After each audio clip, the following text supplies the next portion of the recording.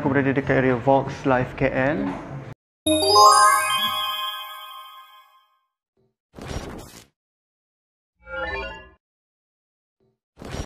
Platinum Park. Hari ni kita ada konsert Efek Rumah Kaca. So dah ramai dah dekat dalam. Jom kita tengok kat dalam macam mana dia punya situasi dia. Okay, kalau korang first time datang kat YouTube channel aku, jangan lupa untuk tekan butang subscribe terlebih dahulu. Okay, jom kita masuk dalam. Let's go.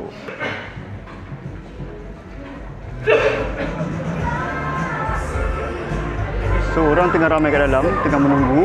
So kalau kau tengok situasi kat sini, daripada tengah ni sampai kat depan, kau tahu berapa jauh dia punya stage dia dan berapa ramai dah orang dah masuk. Dan kau boleh tengok sekeliling ni lah, berapa ramai orang dah start masuk. Pukul 8.30 nanti diorang akan start konsert. Okay, jom kita tengok macam mana pembukaan tirai oleh Ramayan.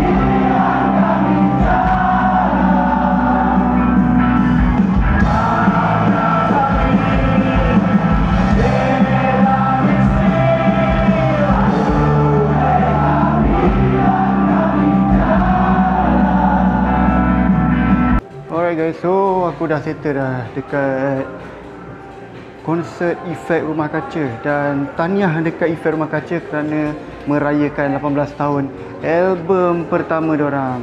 So kalau korang nak lagi video yang menarik daripada aku, jangan lupa untuk tekan butang subscribe terlebih dahulu. Dan jangan lupa untuk like, share, komen. Dan kita jumpa dalam vlog akan datang. Stay tune, stay safe. Assalamualaikum.